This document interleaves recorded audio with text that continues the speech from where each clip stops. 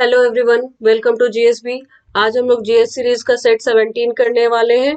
आप लोग वीडियो को शुरू से अंत तक जरूर देखिए क्योंकि एग्जाम में एक एक क्वेश्चन और एक एक नंबर बहुत इंपॉर्टेंट होता है।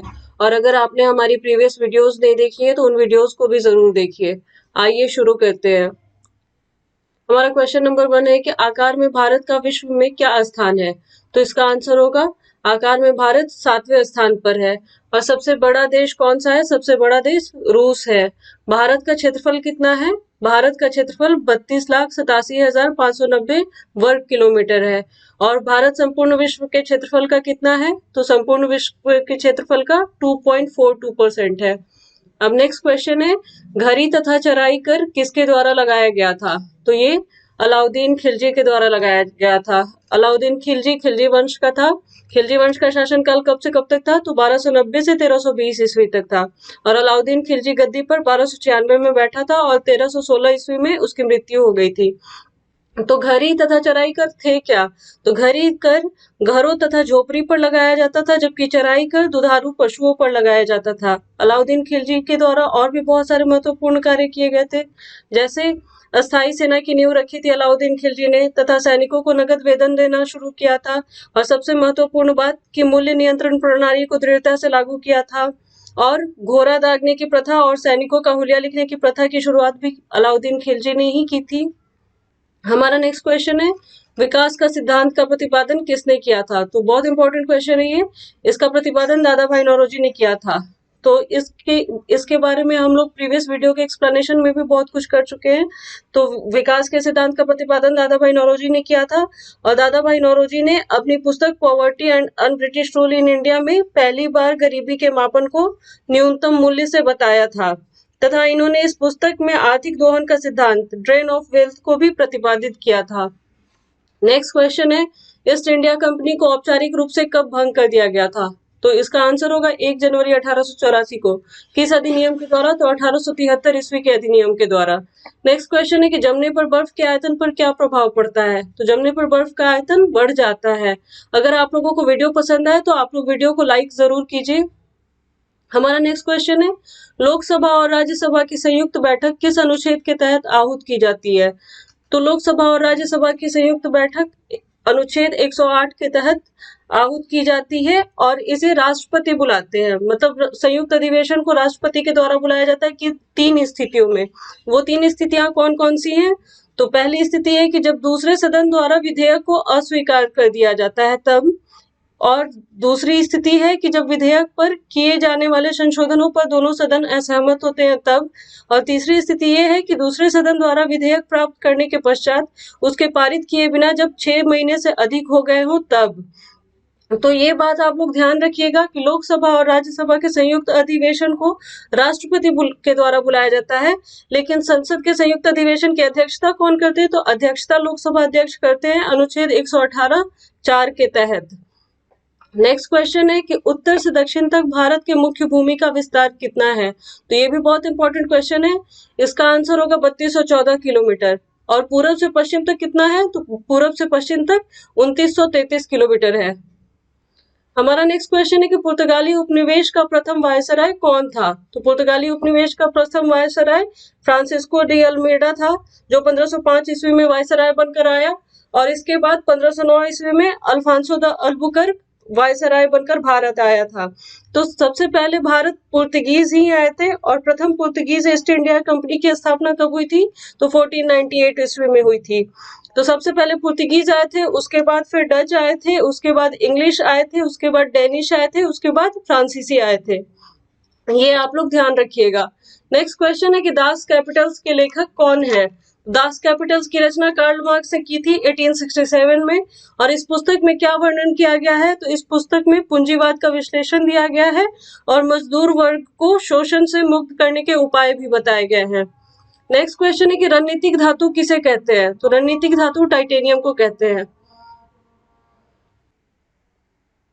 हमारा नेक्स्ट क्वेश्चन है, यदि राष्ट्रपति और उपराष्ट्रपति का पद खाली हो तो राष्ट्रपति का कार्य कौन करता है? तो इसका आंसर होगा भारत का मुख्य न्यायाधीश।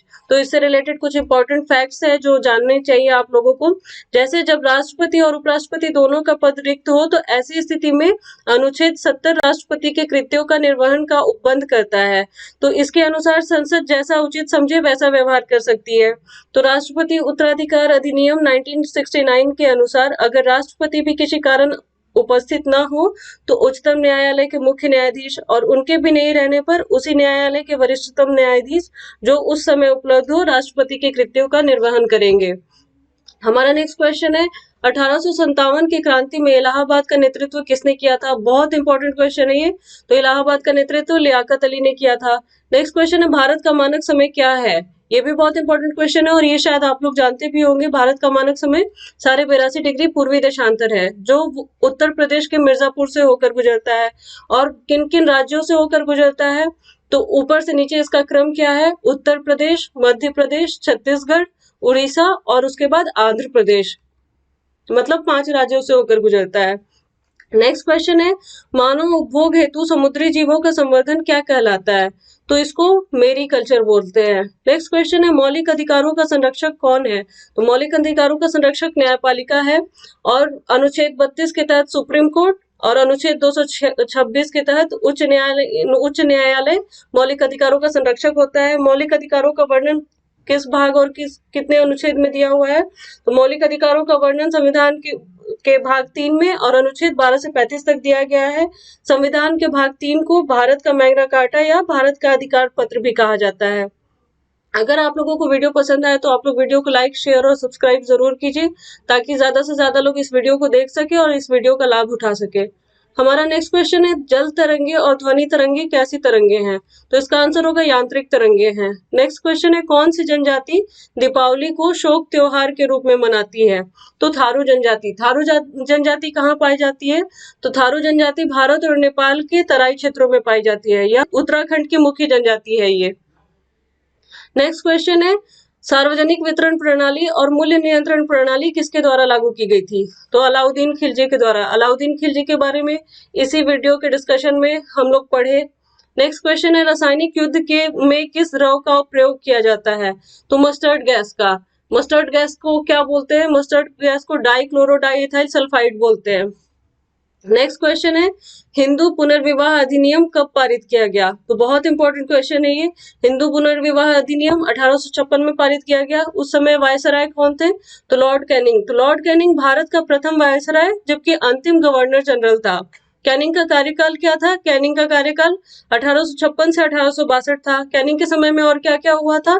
तो 1857 का विद्रोह हुआ था और कैनिंग ने व्यपगत के सिद्धांत डॉक्ट्रिन ऑफ लैप्स को समाप्त किया था जिसे लॉर्ड डलहौजी ने शुरू किया था। हमारा नेक्स्ट क्वेश्चन है कि राइबोफ्लेविन की कमी से कौन सा रोग होता है? तो राइबोफ्लेविन किसका रासायनिक नाम है? राइबोफ्लेविन विटामिन B2 का रासायनिक नाम है। तो इसकी कमी से किलोसिस नामक रोग होता है। नेक्स्ट क्वेश्चन है, भारत की कौन सी नदी कर्क रेखा को 2 बार काटती है? तो भारत की माही नदी कर्क रेखा को 2 बार काटती है। माही नदी कहाँ से निकलती है? तो माही नदी मध्य प्रदेश के धार जिला के मेहत झील से निकलती है और खंभात की खाड़ी में मिल जाती है। इस नदी की लंबाई लगभग 585 किलोमीटर है और इस नदी पर बजाज सागर बांध बनाया गया है।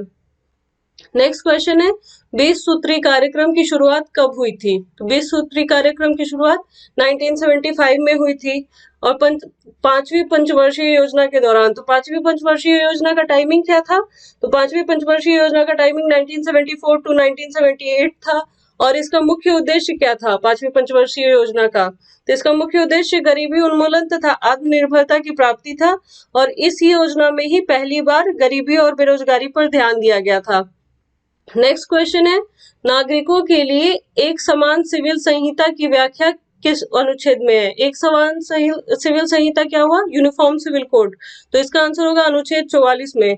तो यूनिफॉर्म सिविल कोड का वर्णन राज्य के नीति निर्देशक तत्व यानी DPSP में दिया गया है। नेक्स्ट क्वेश्चन है कि सालबाई की संधि कब हुई? तो सालबाई की संधि प्रथम आंग्ल मराठा युद्ध के दौरान 1782 में हुई। प्रथम आंग्ल मराठा युद्ध कब से कब तक हुआ था? तो प्रथम आंग्ल मराठा युद्ध 1775 से 1782 तक हुआ था जो कि 1782 में सालबाई की संधि के द्वारा समाप्त हुआ। अब प्रथम आंग्ल मराठा युद्ध का टाइमिंग 1775 से 82 था, तो द्वितीय और तृतीय कब कब हुआ था? तो द्वितीय आंग्ल मराठा युद्ध 1803 से 1805 के बीच हुआ था और तृतीय आंग्ल मराठा युद्ध 1817 से 1819 के बीच हुआ था। अब नेक्स्ट क्वेश्चन आप लोगों के लिए है। क्वेश्चन ये है कि अंतरिक्ष यात्री को आकाश का रंग कैसा दिखाई देता है? आप लोग इसका आंसर कमेंट बॉक्स में जरूर दें और साथ ही साथ ये भी बताएं कि आप लोगों को वीडियो कैसा लगा। Thank you. जय हिंद।